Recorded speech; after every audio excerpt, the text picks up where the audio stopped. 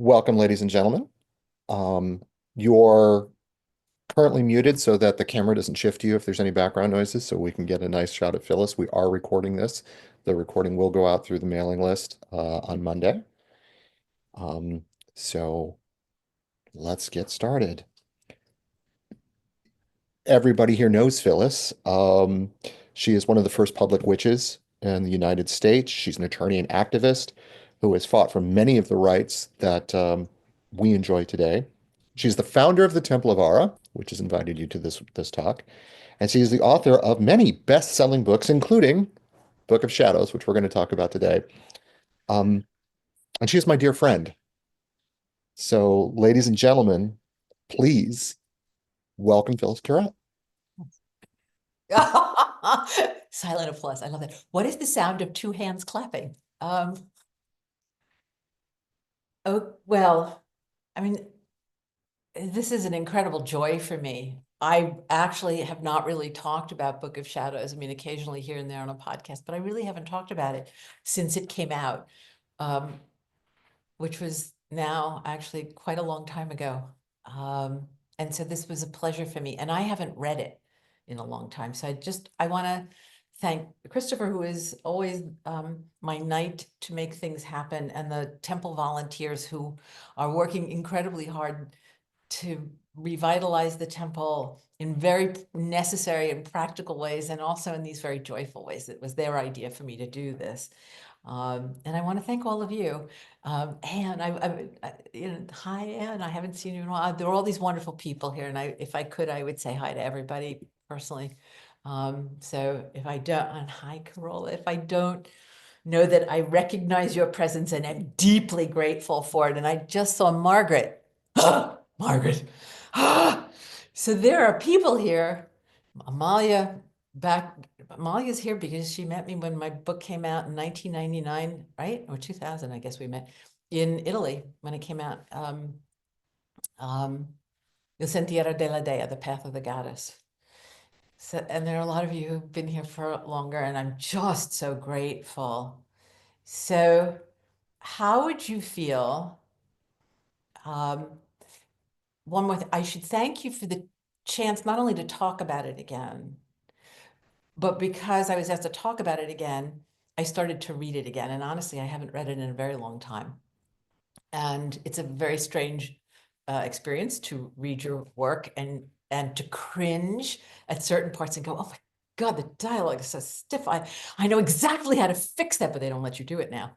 I can fix that so easily. And then to come across parts that I read and I can't believe I wrote them, and I realized that something very magical was happening in that moment. And I relived the experience of the magic in which that book came into being. And so that's a gift that you've all given me. I think we're going to try to sort of do this in like an hour-ish, I guess. And as all of you who know me know, I can talk at length. So I'm going to try not to. I thought I would start by reading a little portion, which I was supposed to do when I was on my extensive book tour for this and didn't understand because nobody had coached me on how to do a book tour. So it wasn't until close to the end when I was in LA that I started to realize I needed to read a portion and then talk about it and then take questions. So now I've learned how to do a book tour. So I'm going to pretend that I'm back in time. And I'm going to read to you what I probably should have been reading then, and which came to me when I was trying to reflect on what to read in a very magical way, which I'm not going to tell you about yet. I'll tell you when we get to the question that pertains to it. But this section appeared when I started to think about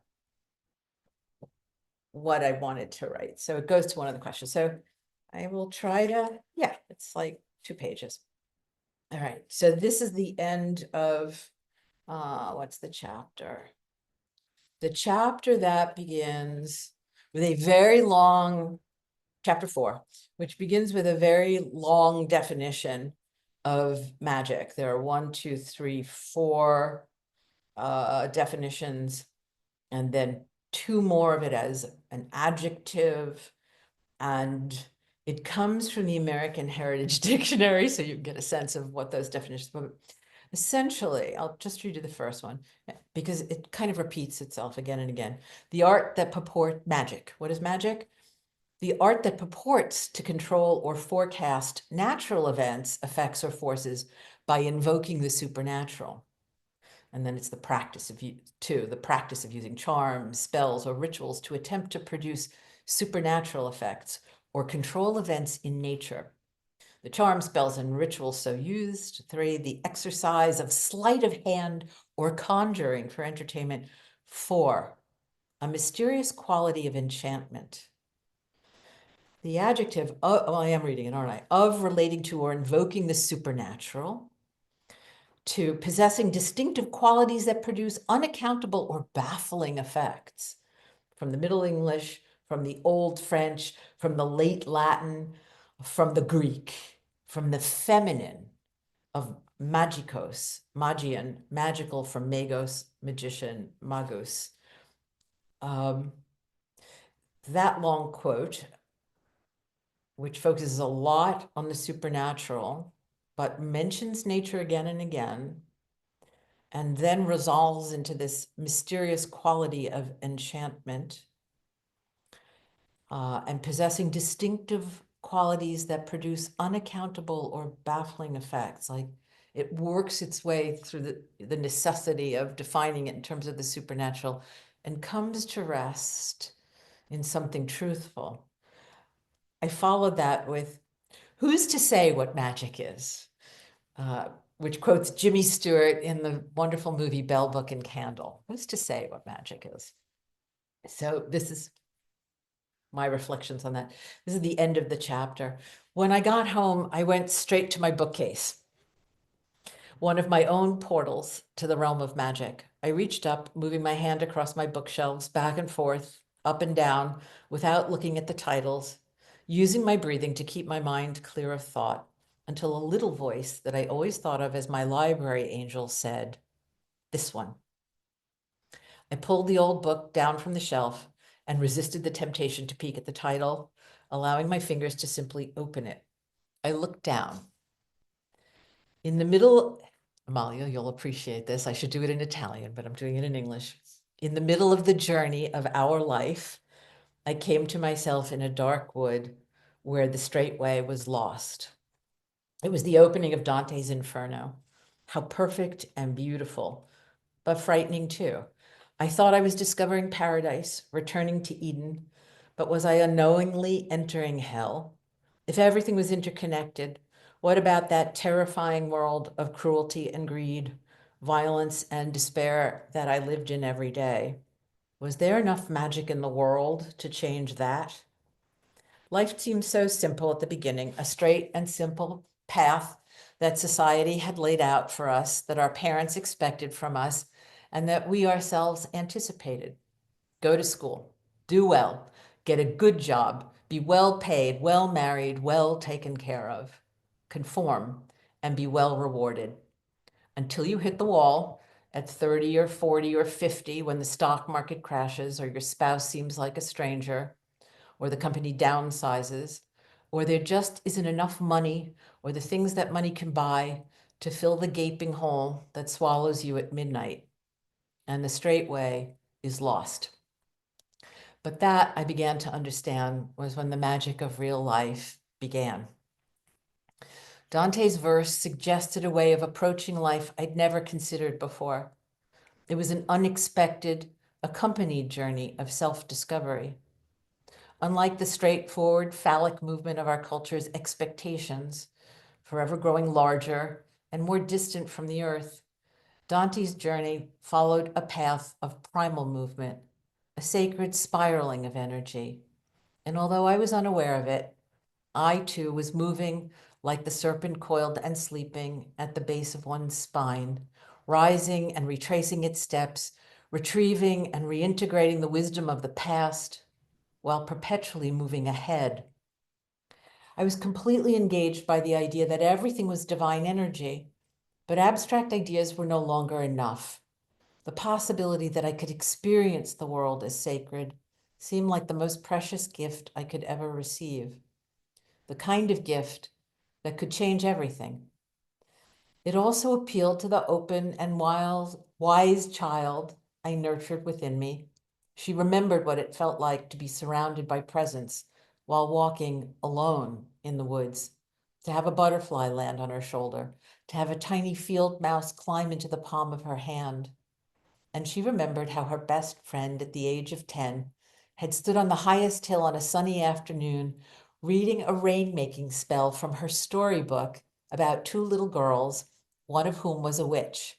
How she danced on the hilltop as huge clouds gathered overhead and rain soaked her to the bone in a natural benediction of exalted recognition. And how she raced home in the deluge, convinced she too was now a witch, a secret she shared only with me, and that she still carried within her heart to this day. I had stumbled into the land of Oz, the realm of the heart's longing, following the spiral of the yellow brick road, a form I recognized as the very basis of life itself, the shape of our DNA. Again, the connections between ancient magical ideas and science were becoming clearer. The magical frame of mind we achieved in Circle was the ecstatic condition opening the doors of perception, not only to quantum reality, but to a divine reality. There was one thing I suddenly knew with absolute certainty. Magic is not just something you do or make. It is something the universe does with you. It's our relationship to the divine. There is nothing more magical than the presence of the sacred in one's life. It changes everything. It is extraordinary, it is gorgeous, and it defies the limitations within which we lead our daily lives. Magic is the art of living a creative life that is graced with divine presence. It isn't something one does to the universe. It's what a living universe does with us once we have awakened to its divinity. It's the sacred dance we share. It is joyous, it is erotic, it is ecstatic, and when it happens, roses bloom in the December snow, butterflies fill the trees of Costa Rica, and lovers find each other across a river of time. I thought about the last several years and my longing for love. Most people know intuitively that when you fall in love, the world is full of magic. What they don't know is that when you discover the universe is full of magic, you fall in love with the world. Nona's spell was still working. So I will tell you about the magic of that, but not yet. So I just have to take a pause. It was such a pleasure for me to find that last night and Thursday night and to read it again. So I hope you enjoyed it. So the first question I got, and I'll go through the questions we received early, yes, and then I think rather than my talking about it, because the questions were wonderful that we got. They're just really smart and thoughtful and provide a wonderful sort of structure into the conversation. And then if you have questions, we'll put them up and hopefully we'll reach them all. So the first one was, when and why did you decide to write a book about your experiences? So I didn't. There had been an article about a case that I was handling in New York that where I had taken on the city of New York, which had denied witches the right to register, which was required in order to perform legally binding marriages. And I had brought the ACLU, I had taken this case and I was winning. And there was an article about me, and it was a little snide, but nonetheless, it was an article and very short in New York Magazine about me, the suit, and that we had won this right.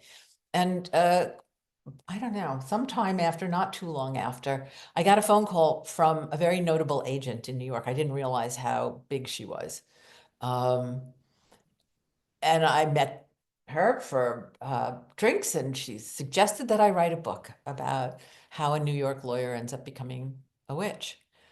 And I thought that was kind of like I did when I first began, like, not, when I first was introduced to witchcraft, like, oh, no, not me. No, no, I'm not a writer. And then another agent called, Jennifer Barber, even more prestigious, and said, why don't you come into my office? I'd like to talk to you about writing a book about witchcraft. This was 1996. And I was public at that time, obviously, this article.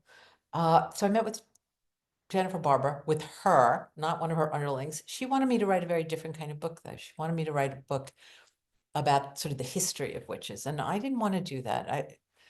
I'd begun thinking about it, and I wanted to write a memoir. I wanted to write about my experiences. Um, and she was willing to do that, but she had this sort of fixed idea. And then I got a call from another agent, and by this time I was like, all right, I guess I'm supposed to write this book. I mean, this is like, it should only happen today. This was like, it was raining agents. So, on the third try around, I said yes. And, so fools rush in where wise women don't go as easily now, having learned my lessons. And I started writing. Um, I had to write a book proposal. And of course, being me, I wrote it in a very different way. I learned the essence of it. And then I wrote the proposal, which were excerpts from each chapter, even though I wasn't sure exactly what the chapters would entail. And it was unique and it got a lot of attention. And there was an auction and the book sold. And then I had a contract and I was a lawyer. And so lawyers know that contracts are serious business. And I needed to take this very seriously. And I had a delivery date. And by God, goddess, I was going to make that delivery date. So I set about working.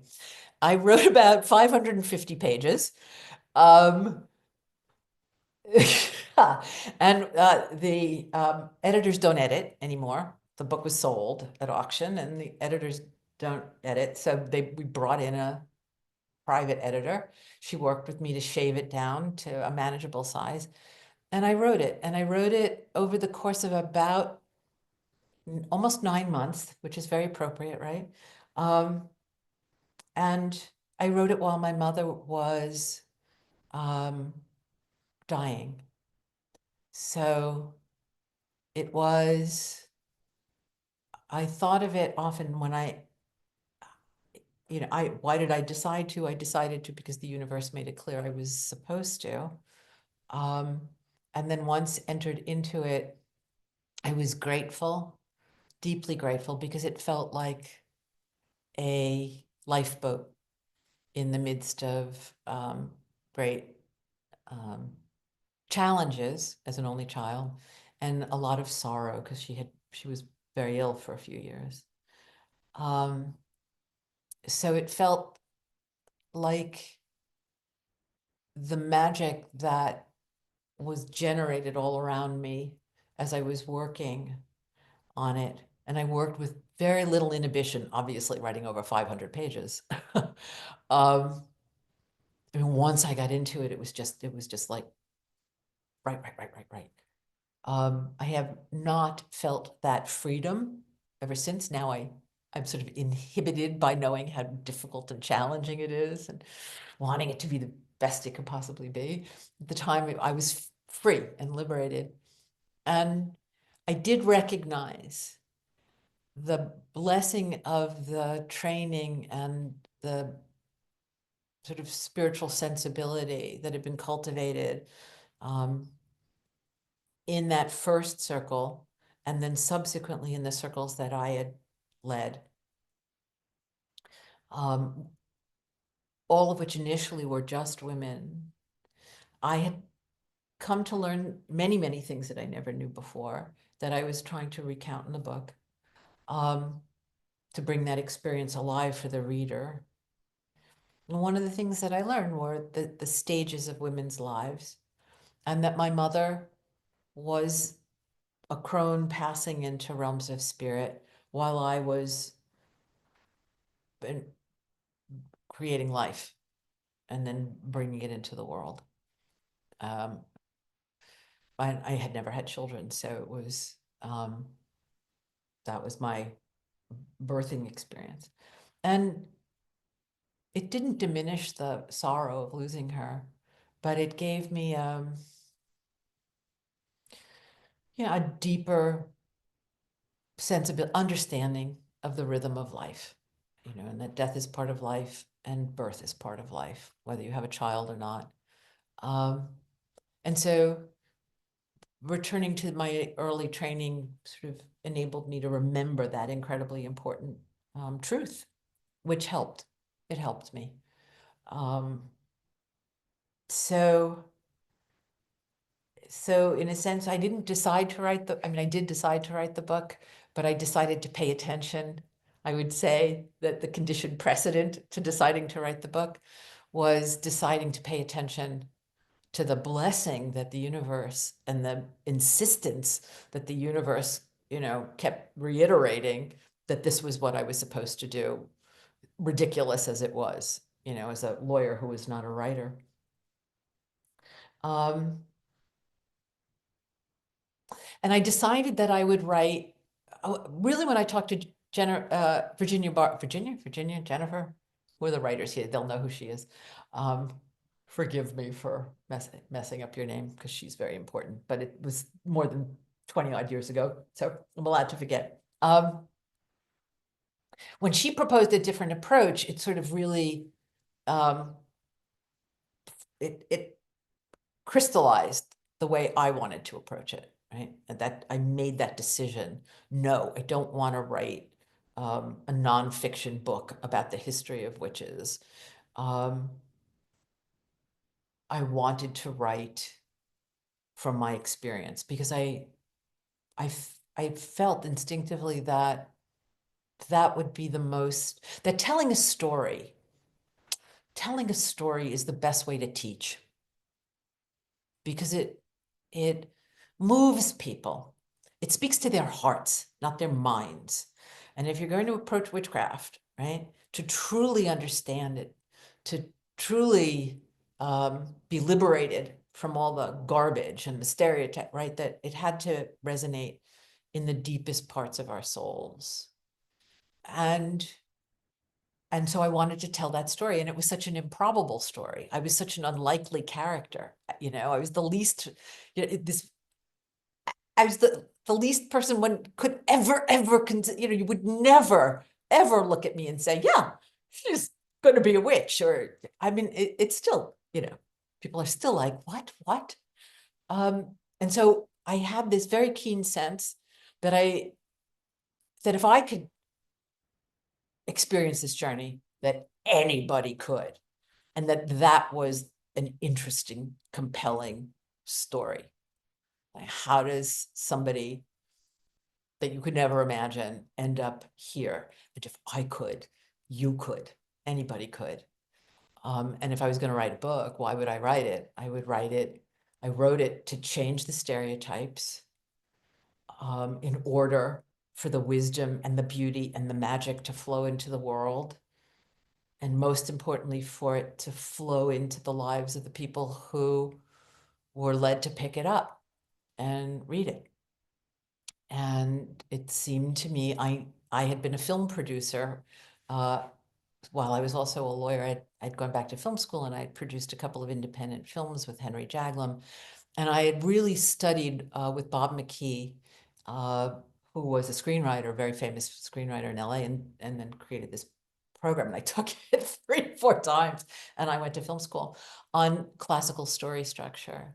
And so I knew I didn't know how to write, but I felt like I knew how to tell a story, that I had learned how to tell a story, and I had lived a story. And it was a story that I wanted to share. So yeah, good. Does it answer that? Yeah. Okay.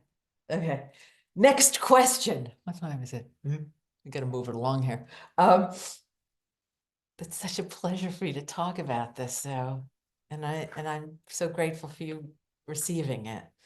So what was the process of writing this book like for you emotionally? This is Jen's question. It's incredibly vulnerable. Not nearly as vulnerable as the love spell, which I would never do again. But it was, right?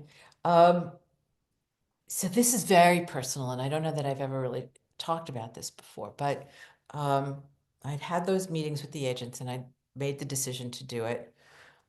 And I didn't know what I was getting myself into, so, both feet. Uh, but I got married. My mother was very ill. And one reason I decided to marry, it was my second marriage, was that my mother was very ill and I wanted her to be there and to know what my future looked like. And I thought I was making the right decision. And I talked about it in the love spell, so I won't talk about it much here. But at the end of the ceremony, when we were alone and it was just the two of us, we were supposed to go back to where we were going to have our wonderful meal under the beautiful tent and everything. Um, there was this moment where my then husband, we had done a hand fasting, and he shook his hand in this incredibly sort of oblivious way. And it was very hard. It was this, he was trying to get the ribbons off. So there was no harm intended, but it was the obliviousness and the sort of harshness of the gesture. And it kind of like it startled me and I sort of woke up from a love spell. And in that moment, I had this epiphany that the life I wanted, and I'd already been practicing at 96. At that point, I'd already been practicing for 16 years, and I'd been practicing shamanically for 16 years. And I was ready to write this book, but there was this that the life I was supposed to have and the life that I wanted, even though I didn't know what it really was much more than the commitment I had just made. And that if I wanted to find my path and find my way down it, it was entirely on me. It was not on my relationship, it was on me. And the first step forward on that path, wherever it was going to lead me, but I knew I was meant to walk, was writing this book. And I started to write the day after. He went back to New York because he had work, and I stayed out at our weekend house. And the next morning I got up and I started writing. So there's that story, which I have really never told. So that was a powerful moment, in a very emotional moment, in which there was just this clarity and this drive to do something impossible and ridiculous, but that I was clearly supposed to do. And that in that moment, I realized that my own survival kind of depended upon doing it. So I did. What was the process of writing the book like well, I kind of answered that. It was a lifeboat as my mother left this world and moved into another. It was my my initiation into the maternal phase of my life. It was at the same time, I guess I was in a way like becoming a single mother, I guess would be the way to put it, because I sort of awakened into this self-determination. And in fact, we got divorced about 6 years later. Writing it was wonderful and magical. And I loved doing it. I wrote it over almost 9 months. Most of it was written sitting under this little grape arbor in this old little house that was our weekend house where I was living mostly full time, that had been inhabited by two other generations of writers before me, and it was haunted, and they were there, and I sat under this grape arbor early in the morning, and I wrote every day until 3 o'clock, and then I stopped and I took a break. I would take a short break for lunch, and I'd go back and I'd write, and all kinds of magical things would happen as I was working. And probably the most important thing was a quality of self-expression, of honoring that in myself, of enjoying it immeasurably, of taking really good care of myself, even by stopping like at 3 o'clock to go to the beach when it got warm enough. And I'd go to the beach and I'd get in the water and I'd swim and then I'd come home.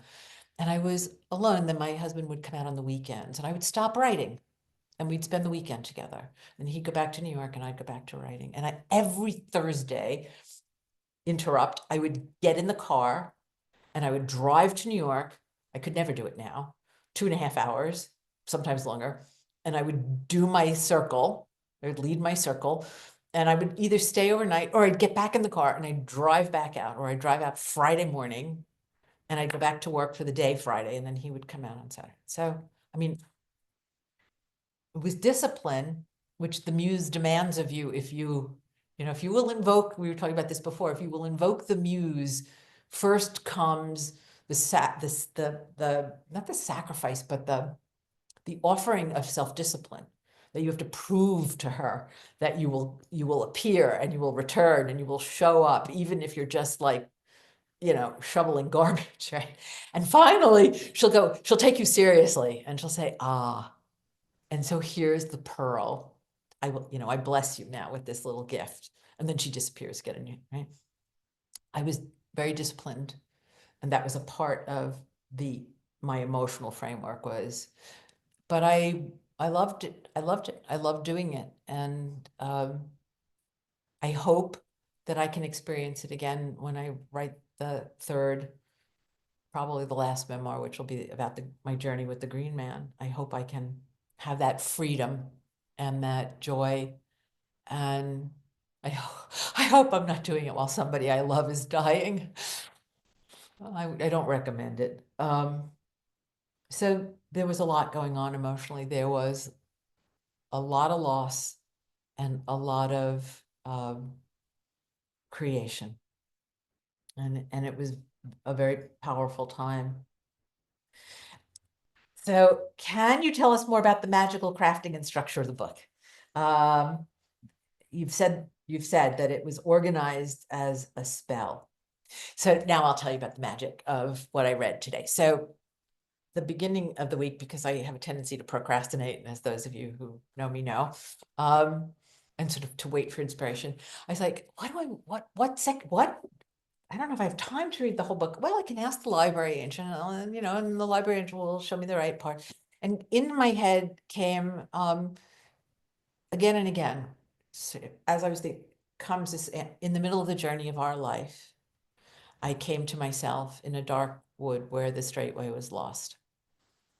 And that quote kept coming. And I was like, yes, I wonder if I started a chapter with that quote. Did I start a chapter? I know I used it somewhere in the book, but did I start that? I love that quote for countless reasons, some of which I described, but one of it, right, is that in the middle of the journey of our life, I came to myself already, like many mysteries in that, where the dark way, right? I came to myself in the middle of the journey, of our life. I came to myself where the straight way was lost, right? All the meanings of the straight way. So I was like, I need to find where that is in the book. What chapter did it start with? So I picked up my very old paperback copy and I started to flip through it like that, and it stopped. And I opened it up and there it was in front of me in the middle of the journey. I was like, thank you. Right. Of course. I forgot. I forgot how magical it is. So when I wrote it, I was writing it like a spell. I was trying to cast a spell on the world, like a banishing spell that put in the place of all of the fear and negativity and persecution, all the garbage that had been piled on top of the witch for so many hundreds of years. I wanted to banish that. And I wanted to summon into that opened space the truth, my truth, but the truth of everybody who sensed that the stereotype was a lie, who sensed, like the little story of my friend who at 10 years old did the spell from the book and the rain arrived and knew she was a witch, who, to anyone who, male or female, however you define gender, at the time that wasn't a thing, and now we're conscious, but to anyone who would be that you would be drawn to the book, that it would call you and pull you to it, and that when you opened it, it would banish the negative stereotypes. So I wrote it for the mainstream. So for them, and I know a lot of people subsequently told me they gave this book to their parents, right, or a loved one or a friend, to help create that open space in which they could be freely who they were. So I wrote it as a banishing spell, and I wrote it as an invoking spell. And as I was writing it, as a spell, I was imagining all of you. That's a lot of people. But I imagined you standing over my shoulder. It's usually my right shoulder, like reading while I was writing. And so that, I was summoning you to the book. And you were coming because I was thinking about you while I was writing it. And another thing that I haven't really talked about, but I'll be completely honest with you because that's my nature, especially now, that in fact, I expressed way more sort of doubts and ruminations in the book than I actually experienced. When I finally got into that coven, I was like Mario Andretti. Most of you probably don't know who that is. I mean, I was like all in from the very beginning. I was like riding on the bus going, if these people knew, if they only knew, right? I would go to a legal thing, a closing, or I was like, these people only, I was in because the experiences were so extraordinary. But you were standing over my shoulder. And part of the reason I was writing this was to dispel the negative stereotypes. So I was having a conversation with that person who was standing over my shoulder going, I don't buy it. Or, well, that may be you, but that's not me. Or, I want to do this. I've sensed this for a very long time, but I'm afraid. I'm afraid of the consequences of embracing it. I'm afraid of losing people. I'm afraid of losing my livelihood. I'm afraid of being persecuted. I'm afraid. And I have plenty of fears. So I was able to sort of be present with the fear of the person standing over my shoulder and to bring those questions into the writing. So I was writing you as me in the questions that I asked of myself. Because I didn't ask a lot of questions, especially that first year. I did not. I was just like, but if I wanted to cast the spell, to dispel the stereotypes and to help people overcome their fears, I had to listen to them and address them. And so I did. So I wrote them in as my own. And in the process of doing that, in a certain sense, they became my own because I was reflecting back and I was like, why didn't you ask yourself that? And my goodness, you should have been thinking about the consequences of what you were doing more. Why didn't you ask yourself what, right? So it was easy to reflect when you're writing a memoir about something that happened, years before, you're asking yourself those questions. So they were your questions, but they were my questions too. And I love that feeling of the person I was writing for standing there with me and asking me their questions and owning them and trying to answer them. And it gave me a chance to reflect on my experiences in a way, like I said, that I really hadn't at the time. I had sort of just dived right in without second guessing. So the second guessing was useful. And it also gave me a chance to really understand what I'd experienced. So the other part of writing it was the structure of the book was informed by a couple of things. My experience with witchcraft, the craft of the wise, as a shamanic tradition, because I was practicing core shamanism, and it changed a lot of how I was practicing by the time I was writing the book. But when I was writing what I was writing about, that first year, I hadn't yet really started to do my core shamanic work. So those experiences are very much sort of archetypal of a moment in time. That was not just me, but how a lot of people, not a lot, there weren't a lot, but of how people were practicing at that time. But when I wrote it, I had changed my perspective, and my perspective in many, many ways, although you could, the essence of it is there. And it amazes me when I read it. It's like, oh yeah, there was, 1996, the things you're still talking about now.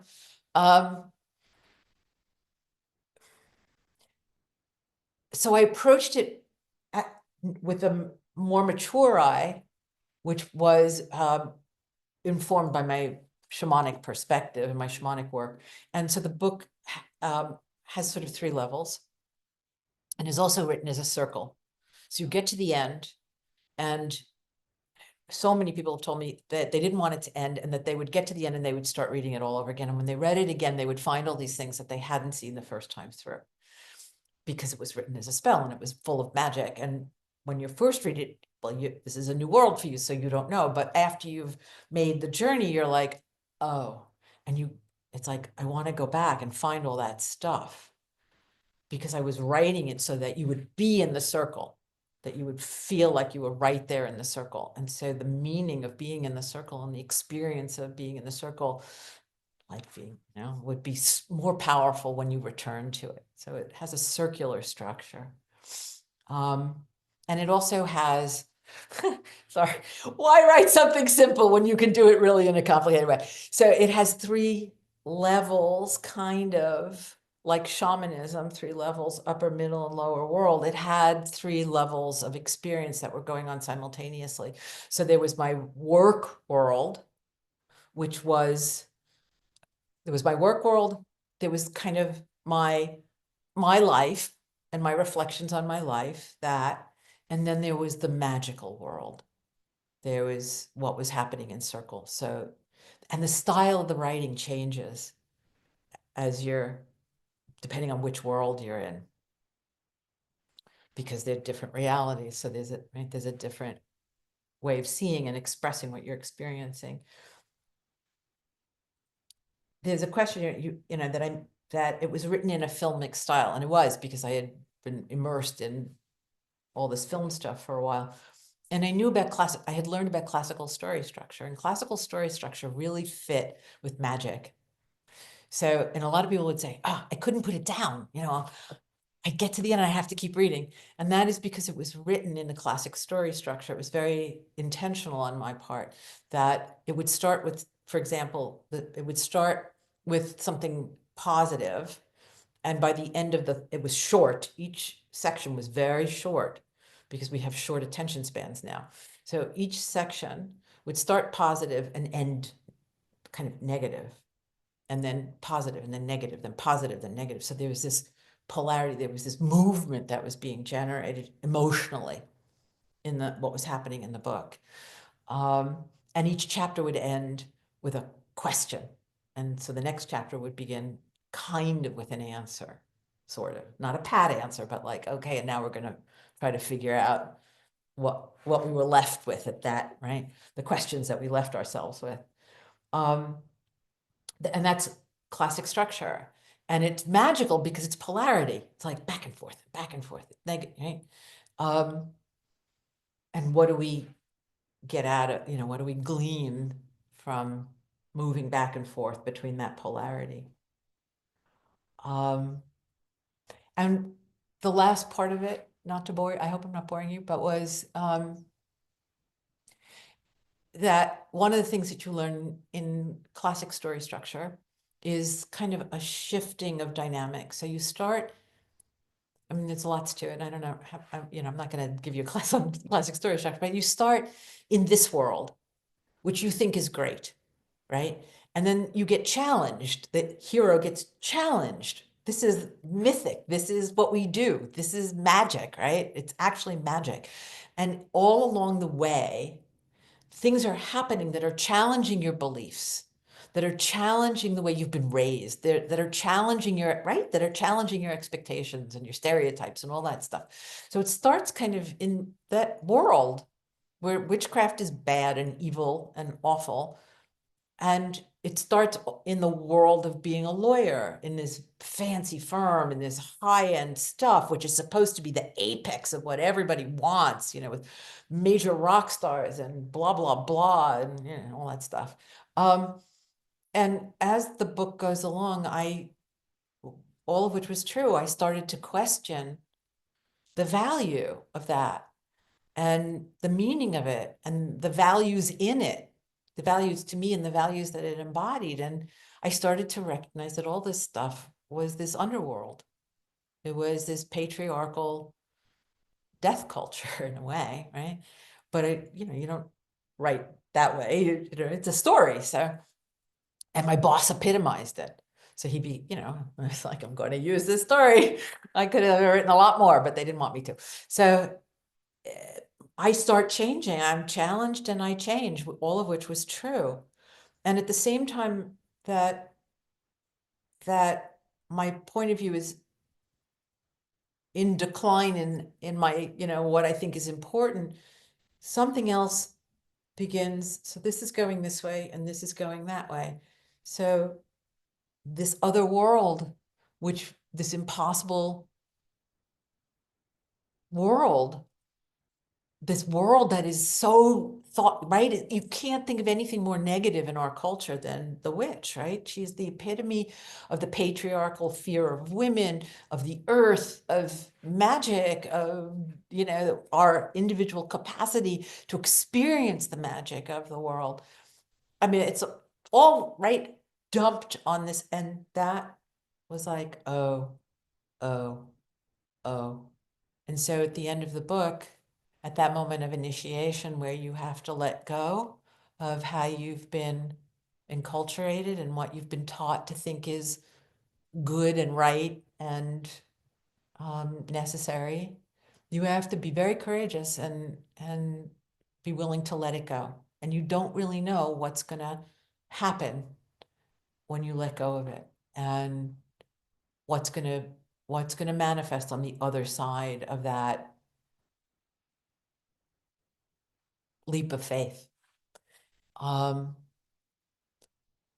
But the experiences that you've had, that I had, that I tried to recount in the book, were powerful enough and real enough.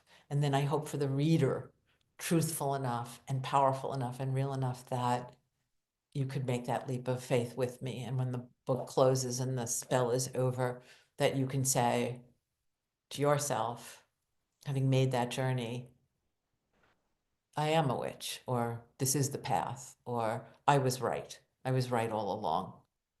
And yeah. So I'm going to jump. There was another question. What did it mean to others at that stage of the movement? Well, you write something, those of you who are writers or artists, or poets, you write something, you send it out into the world and you don't know who's going to receive it and you don't know what the effect is going to be on their lives. Now that's very different because of the internet. But at the time, people were sending me letters. I'm very unhappy with myself that I got a lot of letters and I didn't open them because I felt overwhelmed. And so I kind of, which I do, I kind of stepped back into the mystic mists and it evaporated from being public. But it turned out, and I still kind of marvel at it, and it's hard for me to sort of take it in, that that book at that moment there were some other things going on. Practical Magic came out. What was the one with the three sisters? What that one, that TV show was out. And there was this kind of possibility, right? And this sort of percolation coming up from culture of women being ready and men too. And what I subsequently learned, Trace, right, the 90s, that this book was the book, unlike many, many other books, which are, they all have their this and their that, but because it was a story, and because people recognized themselves and their questions and their doubts and their fears and their hopes and their magic, that it was the book. I mean, it did really well. We were close to being a bestseller in America. We didn't quite make it. We didn't quite make it with enough sales to get on Oprah, although she was aware. She was waiting, and we had to hit a certain level of hardcover sales to get on, but we didn't. But okay, when it was a bestseller in Italy, it was a bestseller in Australia. It did really well. And it turned out that that that it was a really important book that validated people's hopes, that helped banish their fears, and that affirmed their magic and their sense of where they were and who they were and why they were here now. And I'm very, I'm still a little like when people say that to me, I'm like, I wrote that. Okay. I didn't realize. But I wrote it as a spell and it was my intention.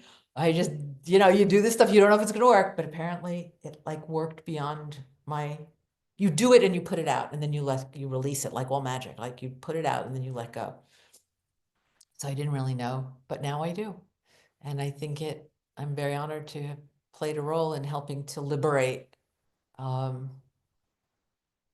people into the truth of who they are. And I think it was a big part of it, apparently. And I did a major PR push that nobody had. I mean, I was already public. This was another question. What did it mean to you to be public so early? I already was. I was public in 1981, and then more so each year with different cases and articles and this and that.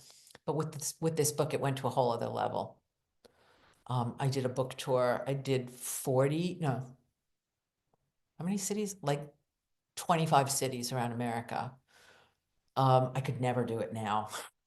It was crazy. I mean, like I would be getting on a plane at 1 o'clock in the morning, not even have a chance to sleep, be up at 5 o'clock to do 6 a.m. radio and then go all day and then get on another plane. It was crazy. I couldn't do it today. I did every major daily and minor daily papers around the country. Major TV, we did The View, and I did Bill O'Reilly 2 years in a row. I had him eating out of the palm of my hand. We did a ton of stuff, major talk radio, NPR, all over the country. I mean, it was huge. It was huge. And I think that helped also because Margot had been public and there'd been an article in the New York Times about her, but that was it. And suddenly, and I spent a lot of money on it. I spent a lot of money because I had there was the PR of the publisher, and then I brought in my own publicist because I was like, this is my shot. So I took a big chunk of my advance and I put it in. I was like, this is my chance to tell the world what this really is. I don't think I did as good a job as I could do now because I'm much more mature and self-aware, but I did a good job. And I think that also helped a lot in banishing the stereotypes and opening up the possibilities for people who are curious and interested. And I won't bore you with, but there were wonderful stories about like, I was in Minneapolis and there was this very handsome, very, sort of upper middle class waspy guy online. I was like, who's that? You know, he makes his way to me, and he was there for my entire with the reading and the talking, and he has my book, and he's like, I said, so you're interested in witchcraft? And he said, no, but my daughter is, and I think she's going to appreciate your book. And I said, you're a great dad. And what's your daughter's name? When that was my goal, right? That was one of my goals. I wrote it for the mainstream as well as for, the seeker. And I think that was the other thing, that being public and writing the book was a means for other people to step forward. The other thing that it did was it crashed my law practice, which I don't talk about a lot, but it really crashed and burned my law practice in New York. And it's a good thing that I was a good little aunt and saved all my money. I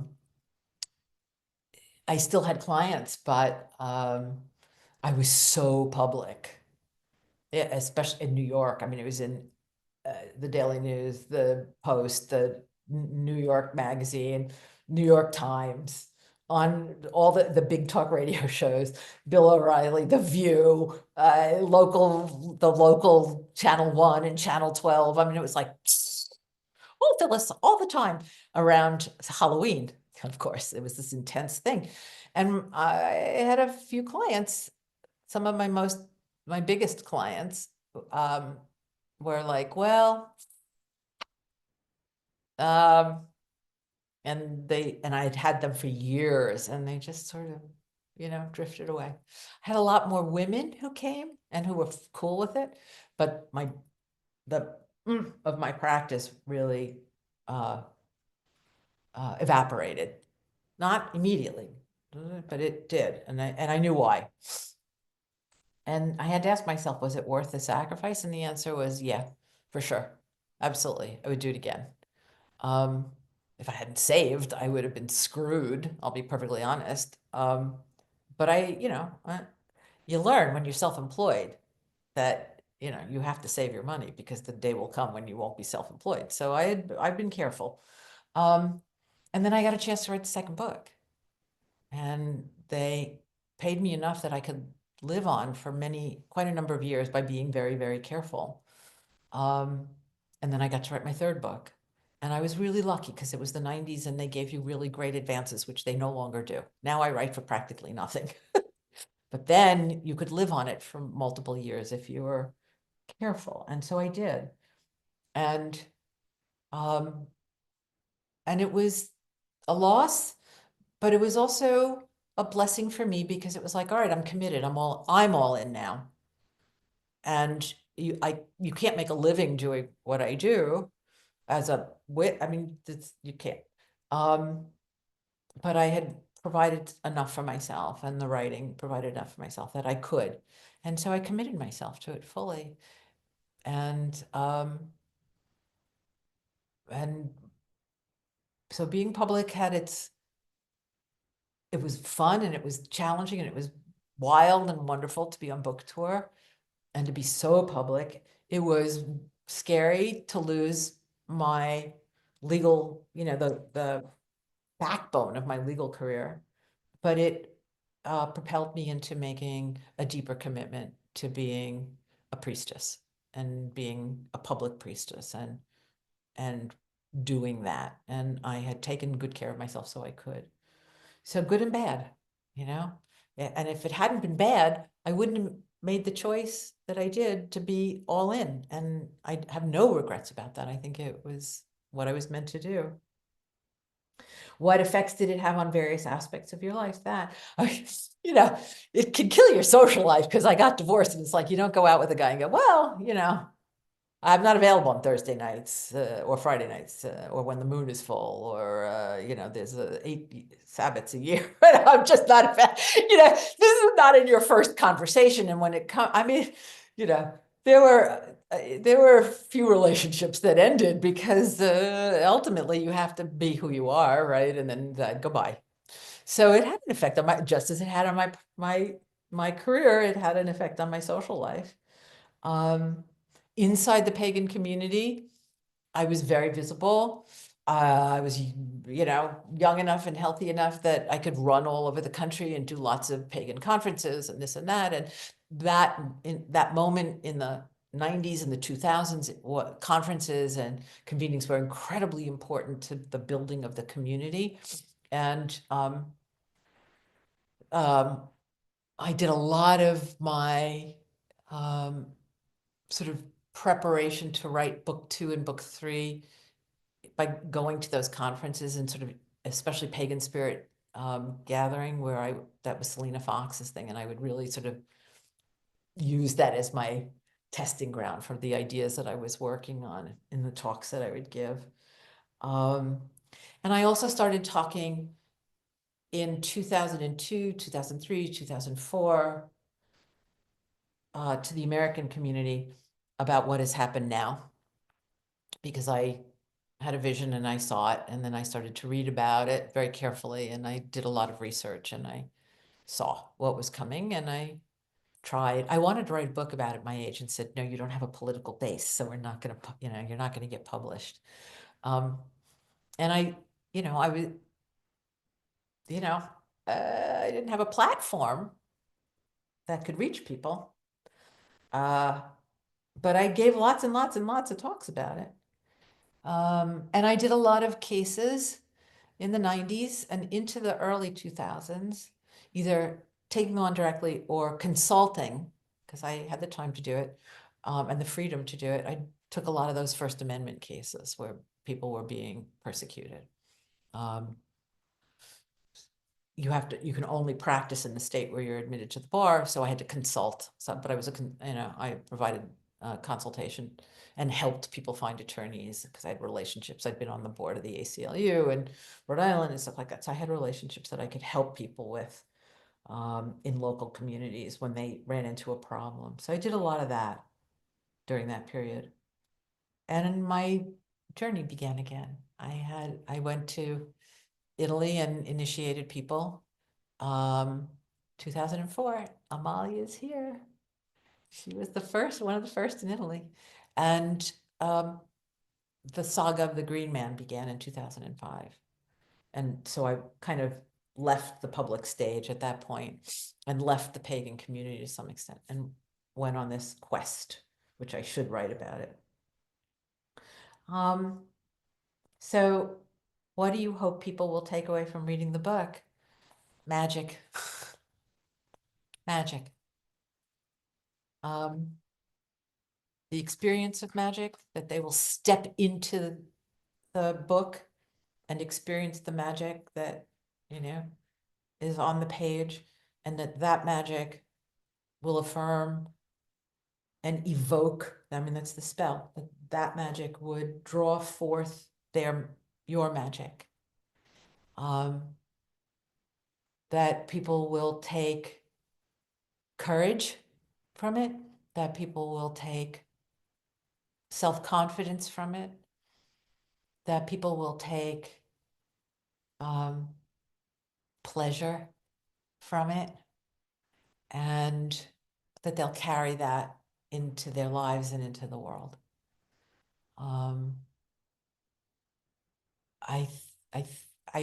hope that the book lives, generation after generation. It's funny, there was a period, I think it was about 10 years ago, I remember there was a flurry of comments that, oh, the book is so dated. It's got all this feminist stuff, about, women's struggles and the problems that they have of sexual harassment in the workplace. It's so dated. It's so, of the 70s or the 80s or whatever. It's like, and then the Me Too movement happened, and I was like, I think people should read this book again, because the myth of Persephone is kind of the story of the book.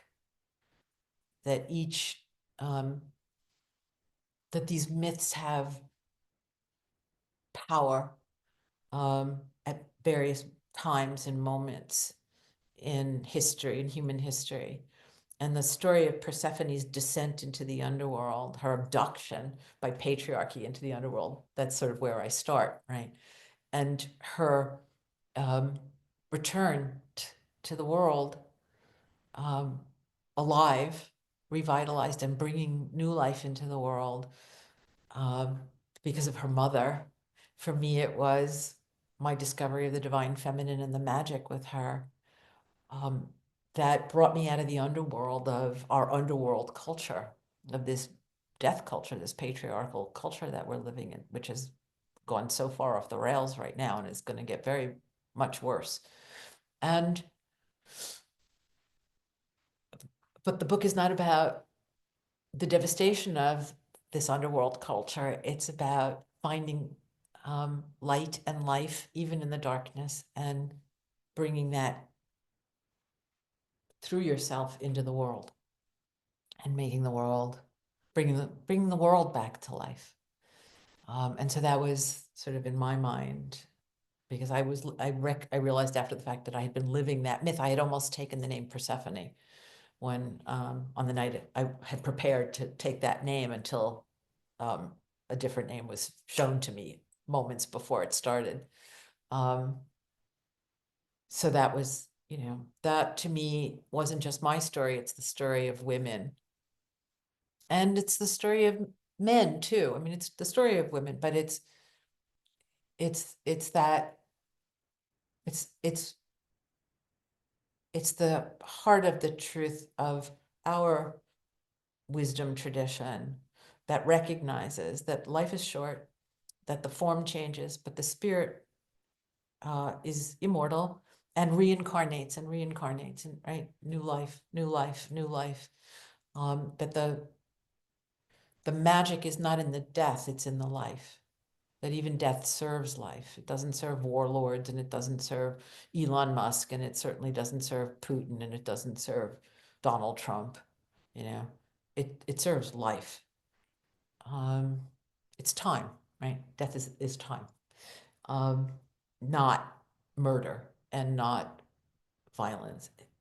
So on that level, um, it was a framing of that myth, which to me feels like the myth of our moment, of this time in history that we inhabit. Um, and so the last thing I'm going to say, and then I'm going to stop and see if there are any other questions, that was a question I wrote for myself. So the Libyan Sibyl appeared at the beginning of the book. So you've read it, so you know, right? That there she was. And she was the irrefutable sign that sent me back to the coven when I had dismissed it as ridiculous. And because she'd appeared in my dreams a few times while I was in law school. And then after I'd had the reading with Rhea, actually, the actual name of my priestess, and I dismissed it, and I'd lost my job, and the grant money had run out, and I was really disoriented. And I was wandering through the Metropolitan Museum of Art into this new statuary garden, this glassed in atrium, and there she was. And um, and when I got home, I looked it up with Sybil, and an ancient prophetess, comma, a witch. So it's like, all right, I don't understand any of this, but I'm all right. You don't argue with that. You're very full. I'm smart. It was bad, but I knew not to argue.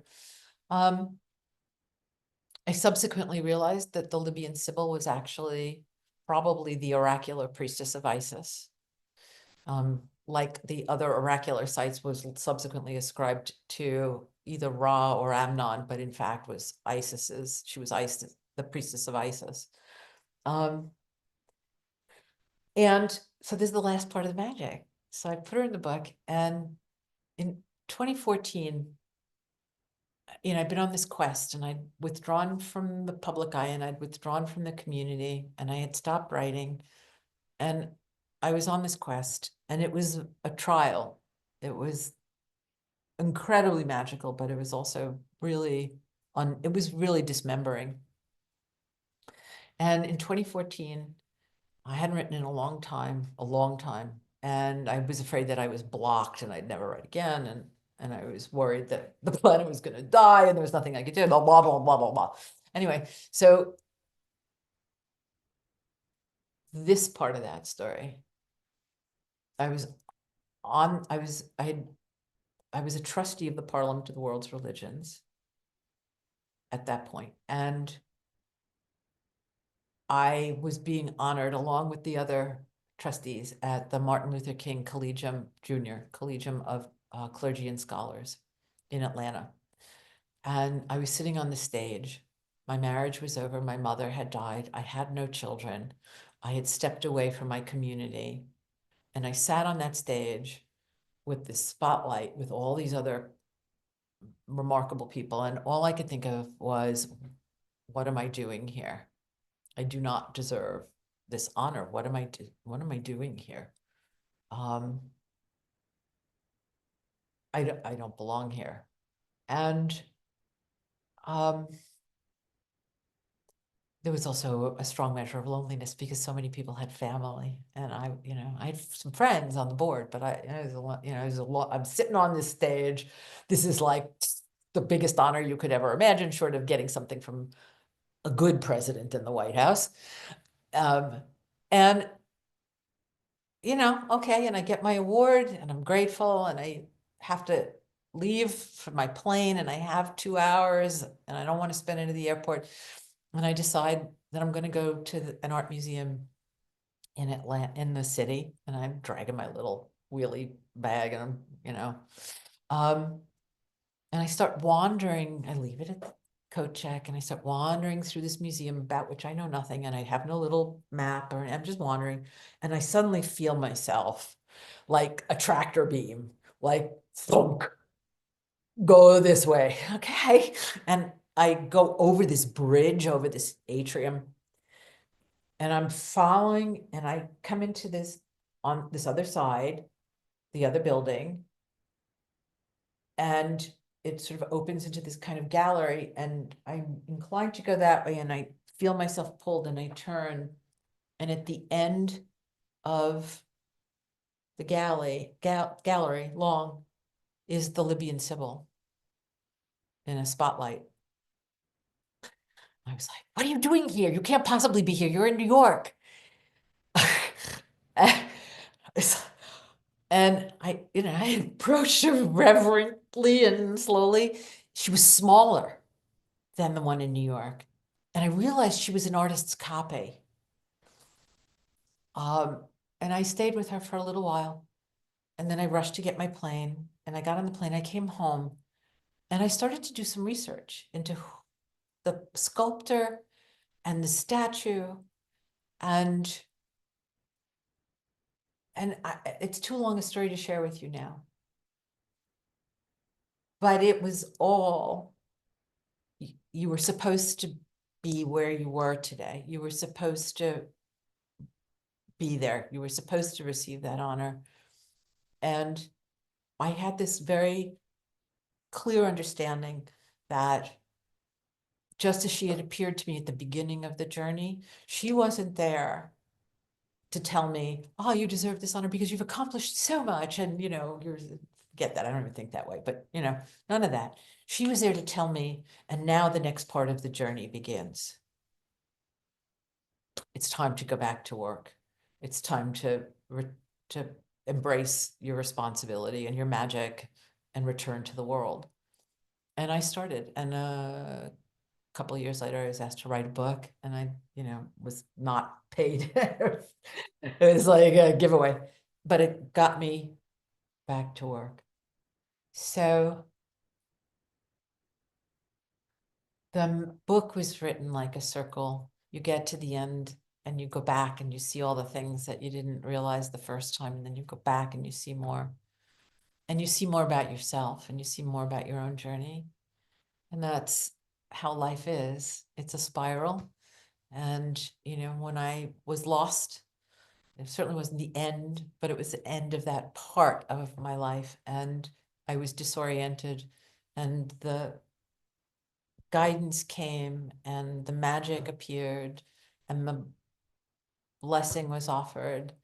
And we go full circle again and again in our lives. And each time, if we're paying attention, which is what a witch is supposed to do, we're a little more prepared for the gift that we're given and the responsibility that we're given. And at this particular moment, as I knew, and Amalia, if you're still here, Valeria knew, and was discussed in Italy. We knew this time was coming. I've known this time was coming since I was a child. I was always afraid of it, and I always sensed it. And here it is. So we have the full-on manifestation of this underworld culture, but we are the ones that know how to find light and life, even in the midst of death. And we are the ones that have the ability to receive the guidance, the signs, the direction to emerge from the underworld. And we're the ones carrying the new life. And even if we can't stop what's unfolding, we have to do everything in our power to try to stop it. But even if we can't, we have a critical role, which is to take this new life and bring it into the world. And if I could write that if I could write this, if I could write this, if I could make that journey, if I can come full circle and start again with a deeper commitment and a more profound sense of purpose, we all can. And I'm really honored that all of you took time out of your day to come in, that you invited me into this conversation. I'm really grateful to have had the chance to have the chance to reflect and to share my reflections with all of you. It's a great gift that you have given me of this opportunity and the way you've listened and received. And I'm very grateful. So I just want to thank you all. And I guess we should take any other questions. I mean, I sort of summed it up, but if we have any questions, I am happy to take them. And then I have a couple of announcements to make. Okay, Phyllis, there is one question that was in the chat, which seems to go along with what you were talking about. How do you see the role of magic and spirituality in bridging the division that has come up with us? We seem to be in a more fractured and very polarizing time that's pulling people apart. How can magic and spirituality help us bridge that gap?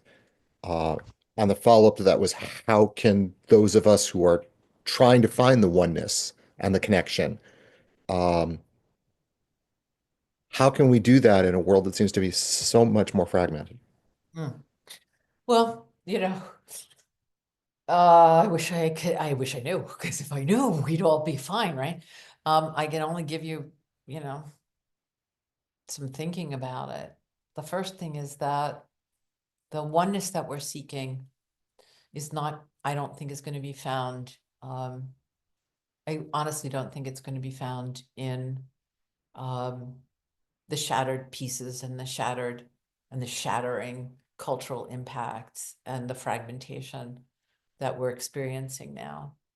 I think the oneness that we're supposed to seek is the oneness that is essential to everyone's survival that we've completely forgotten, and that's our oneness with the divinity, the energy, the magic, the practical truth, and the spiritual truth, the oneness that already exists that we're part of, but we've forgotten, and that's our enmeshment in this sacred world. And that's the oneness that we have to keep our focus on. And when we've asked what we're supposed to do, and we've been asking, we keep getting, do not focus on the chaos, focus on the task, focus on the path, focus on the work, pursue the work. That's your purpose here. That's the coherence, that's the oneness that is necessary. And I think I don't know, I hope it's through our devotion to that, the truth of our path and the power of it, and the capacity for everyone to have this experience of unity and oneness with this divinity that's embodied and also that is available to us in realms of spirit through the practice, the techniques that we use, that we're right, that we're enmeshed in it, that's the thing that's going to keep us sane and courageous and nourished through these really difficult times. The question of seeking oneness with those we love and friends is a challenge that nobody's had an answer for yet, because people are isolated in an information bubble, which, has been deliberately created and is part of what happens in fascist societies. And it's very, very, very difficult. I'm sure probably most of you have tried to have a conversation with someone you love or someone you know, and suddenly, you're hitting this wall. There are lots of good efforts out there, to try to help people to learn how to have nonviolent communication, good active listening, to find common ground. I always, when I find myself with people like that, I always try to find that common ground by talking about the world that I lived in this country for so many years, where we understood the magic of this political system that was rooted in compromise, that it wasn't right like religion, not one true path, but rather, you have your point of view, the other party has theirs, and they work together, and nobody gets everything, and everybody gives up something, but everybody gets something. And somehow out of that process, we were able to create well-being and, in, a good world full of contradictions, full, of discriminations and but always Martin Luther King, always moving. The arc bends slowly, but it always moves towards justice. It always, in this country, always, always moved towards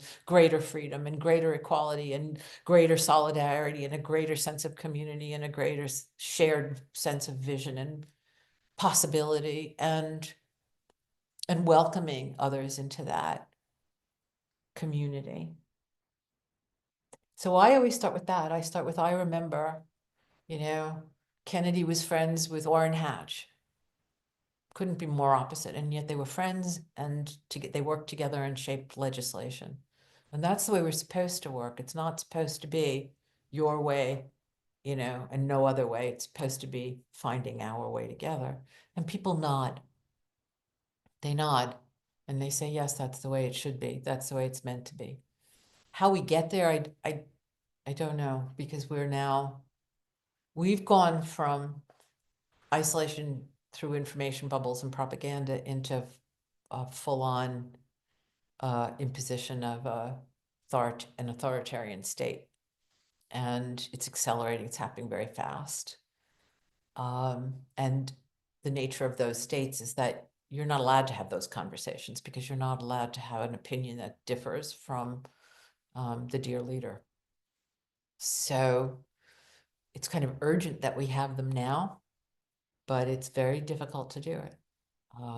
It's very difficult. I had lunch with my husband, and I had lunch with good friends who are, Trump people. And towards the end of the meal, I don't even know how, I was like, let's not talk politics. And he was like, yeah, not for the, and at the end of the meal, he's talking to him, I'm talking to her. And somehow it's, she says, oh, the things that were done to him were terrible, just terrible. But with the most intense emotion that I'd ever heard this woman express. I mean, she felt this, she believed it. It was true.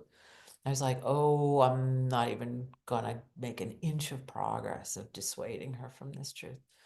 So I just said, well, no, I'm a lawyer, and I kind of have a different point of view about all that case and what was going on there, but we don't have to talk about it now.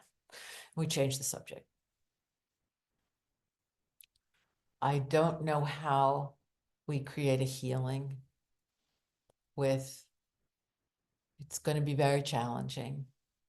it's absolutely essential if we're going to survive this and if we're going to try to transform it. I don't know if it's possible.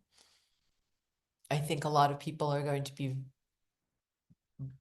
brutalized. We're very worried, in a very practical sense, aside from the idealistic and moral sense, about the consequences of what's happening, and whether we can live here, and how we would be forced to live here, and whether that's even possible, given the trajectory. We're sort of headed towards a Hungarian or Russian. If I wanted to live in Hungary or Russia, I'd move there. It's not my culture, it's not my country, it's not my values, it's not my politics. It's not, I just like, no. So there is nobody on a white horse, it's just us. And we have to try to figure out what we can do, make the phone call to the senator, make the phone call to the, show up at the the gatherings of the community to express your concern, be involved with a group that is focused on something that's at the heart of your conviction. Be active, and be prepared. Don't inundate yourself with news because it'll find it one or two sources so you're informed but not overwhelmed. Um, and seek ways to listen and to find that common ground. And if that can be found, maybe, gradually there are ways of having conversations. Um, and it may just be that circumstances become the thing that alter people's beliefs. That when, um, vets who have backed Donald Trump find that the VA is closed and there are no benefits, that suddenly they'll think to themselves, that's not what I voted for. I was lied to. I don't want that to be the way that people wake up and start to liberate their, to begin to question. I don't know, maybe we have to talk to people who were in cults and evangelical movements and, managed to escape, because this is very much, it's a cult. And it's propagandized and people are isolated and they're low information consumers. They really don't know what's going on, until unfortunately either it's too late for them or it's too late for all of us.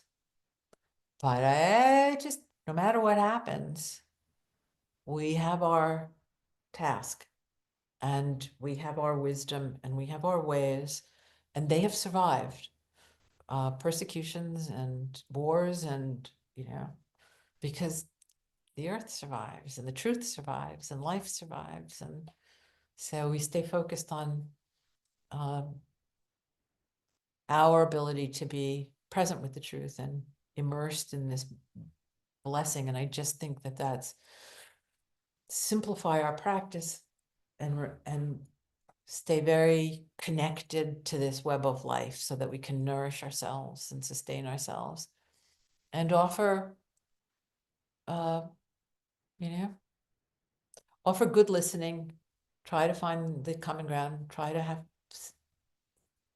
little small conversations, and also uh, try to confront, I think we have to confront um, power with truth in whichever ways, work for us, that we have to confront power with truth.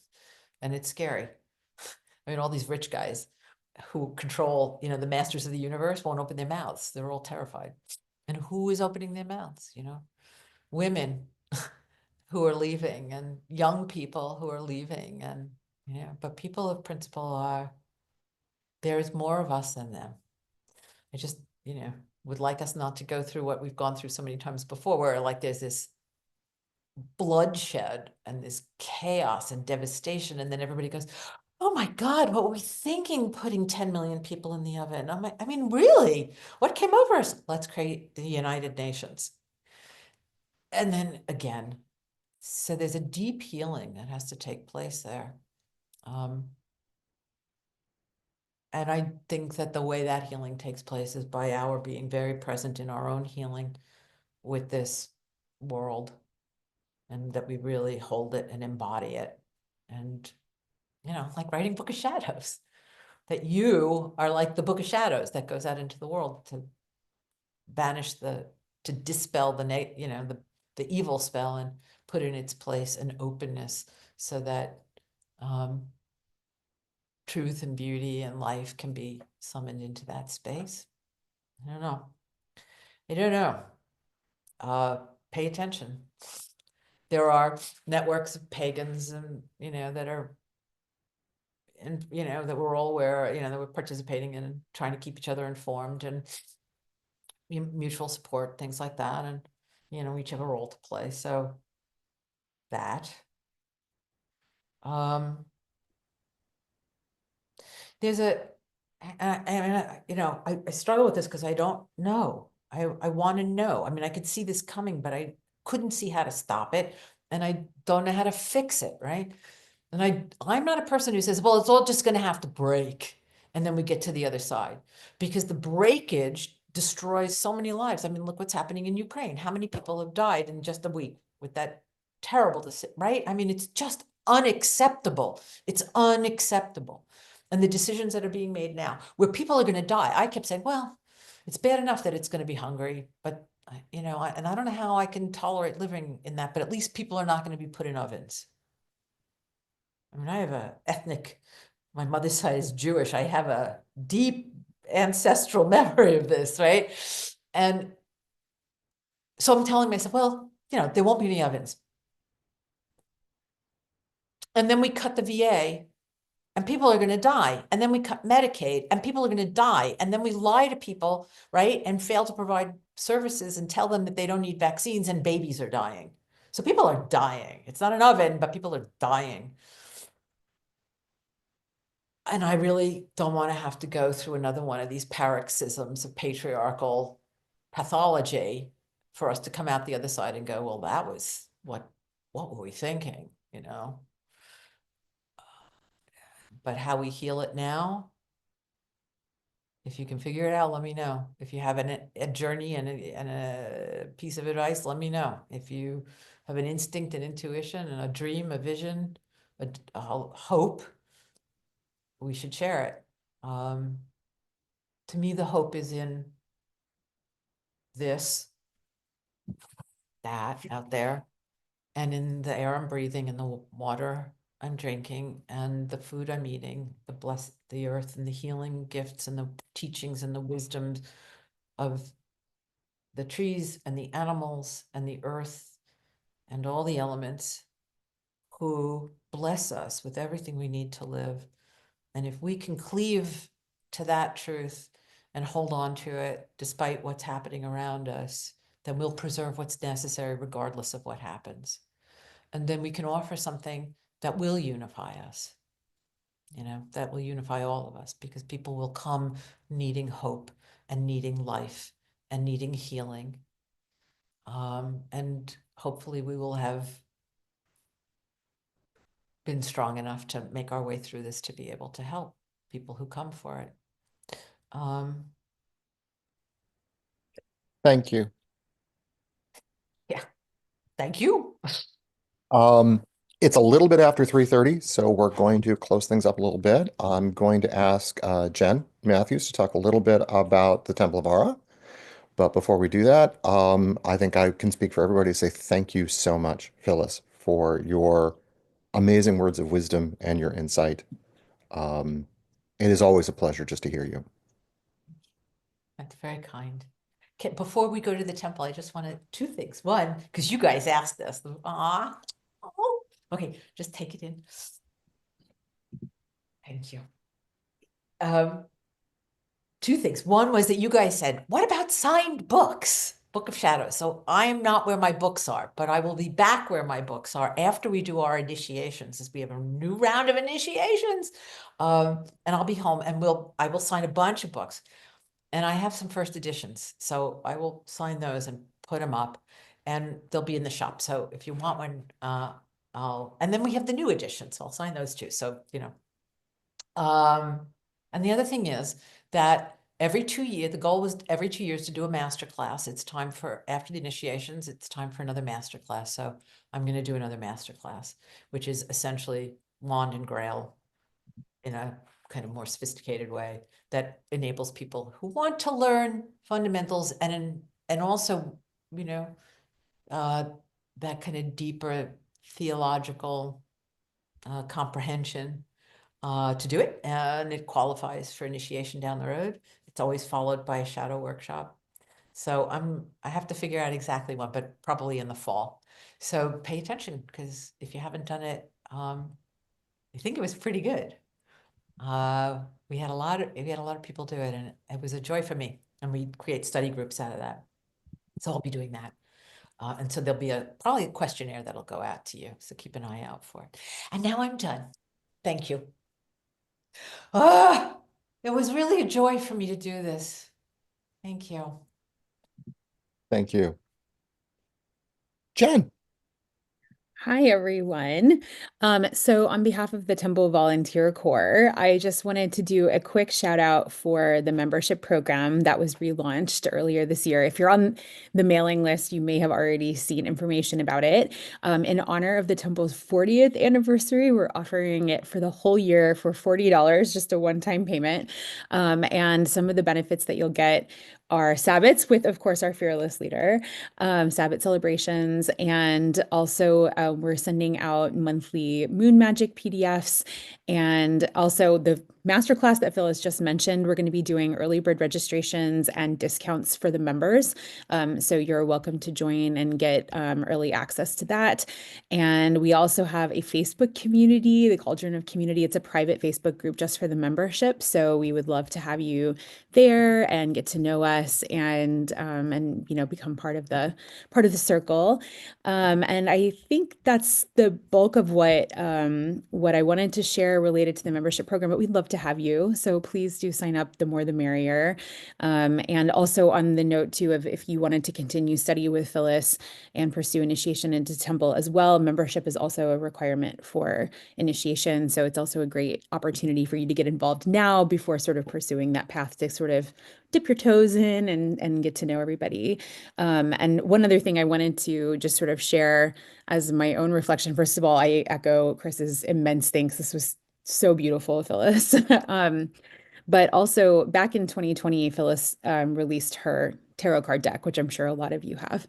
It's a beautiful, beautiful, very profound, wise oracle deck and tarot deck. But when she had an event for that launch, she took questions, and I actually submitted one. And one of the questions I had asked back in 2020 was about this feeling of anger and division and fear, and how do we deal with that in these times? And Phyllis pulled the Great Mother card, the goddess, and said to me, "Well, the answer is love." And that was the advice that I got from her and from her deck back in 2020 when we sort of saw this coming, right? Got a bit of a reprieve, but I just wanted to share that story too, on the tail end of that, because it was a very, very moving moment for me, and it's something that I'm still holding to right now.